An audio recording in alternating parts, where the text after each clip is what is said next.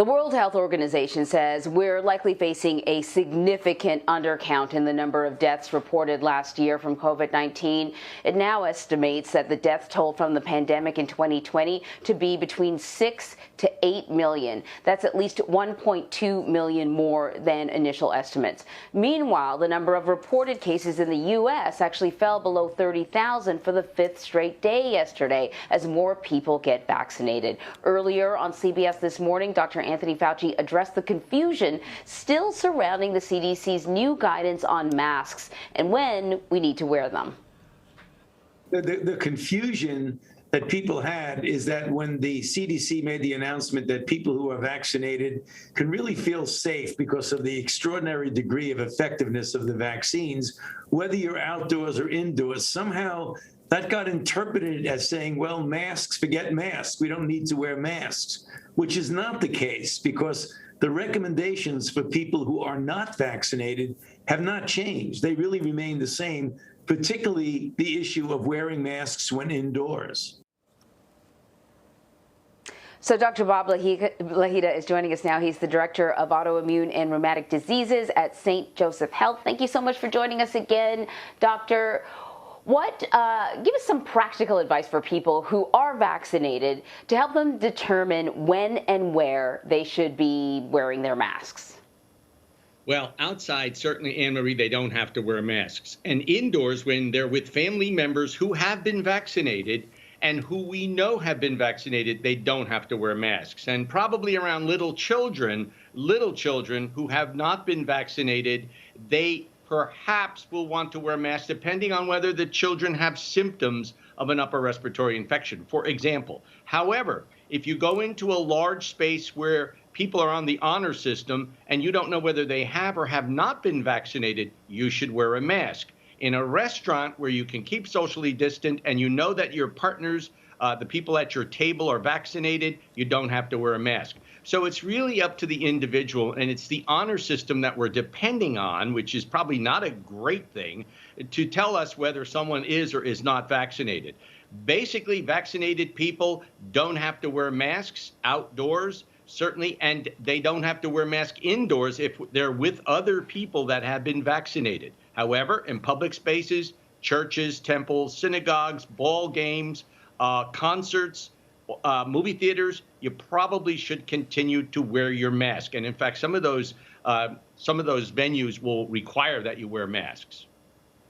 So Dr. Anthony Fauci was asked about the need for potential booster shots in the months ahead after Pfizer and Moderna CEO said we may need one as early as September. Let me play some of that. We are planning for the eventuality that we might need to boost people. We don't know whether we will have to do it and when we will have to do it. There's estimates. Well, it may be a year. It may be a little bit longer. The fact is we don't know. So this was a big topic of discussion over on CBS This Morning, Doctor, because it was not very clear. And I think the conclusion that we were all sort of looking for from Dr. Fauci is that, you know, when the CDC says, you know, by September we may need booster shots, people automatically think, well, September's coming up, it's a hard and fast date, and I'm going to need to be ready to get a booster shot in September. Whereas it does seem, in talking to Dr. Fauci, that what the notion is to start having people think about the idea of getting a booster shot so that when the time is appropriate and when science says, okay, now we need booster shots, people are sort of mentally prepared for that, as opposed to springing on people. I think, imagine you didn't say anything, the CDC didn't say anything, and everybody's fully vaccinated, living their lives, and all of a sudden in September they come out and say, hey, by the way, now you need a booster shot. You probably would have a lot of people that would be very angry.